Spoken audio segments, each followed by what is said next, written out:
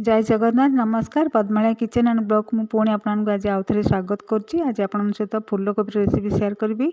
एबे season time रे फूलकोबी नुआ नुआ मार्केट को आसी बास्ना और टेस्ट बहुत बढ़िया रोचे से आज आप सहित फूलकोबी रेसिपी शेयर करी। मुझे फूलकोबी कषा बनैबी से मुझे कड़े बसैकी तेल गरम कर नौची। आगर मु कोबी को छोट छोट पीस कर रखी प्रथम तेल किस समय भाजी नवा और तेल जदि आप भाजला बेले टिके हलदी ऐड करदे कोबीर कलर बहुत बढ़िया आसो।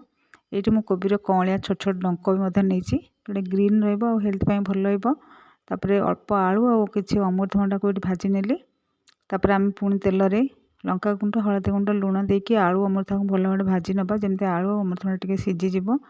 आम मसला नहीं जावा ये मुझे जीरा अदा शुखला लंका आ पियाज रसुण मसला नहीं सब पेस्ट बनई कि कषि नौची। किसी समय कषिला टमाटो ऐड कर अल्प पानी देदेबा जमी मसलाटा सीझीज भल भाव। मसला भल भाव सीझीला आम अल्प पानी ऐड करके गैस को सिम करदे। ये मसला सीझीगला मुझे कोबी सब भाजिक रखी ऐड कर दूची। कोबी को पुणी भल भाव कषि नवा जिते भल भाव परिवाटा कषिबे तार टेस्ट एत बढ़िया रहिबो। ये देखो कोबीर कलर केते बढ़िया आसीगला।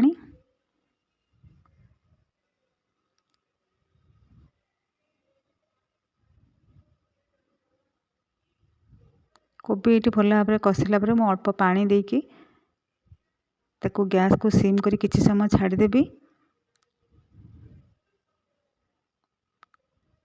तरकारी फुटी आसला कोबी भी जिते आम कषा होता तेणु शीघ्र सीझीगला। एवं आम तरकारी रेडी होती। आशा करें आप वीडियो भल लगी भल लगे लाइक और सब्सक्राइब कर।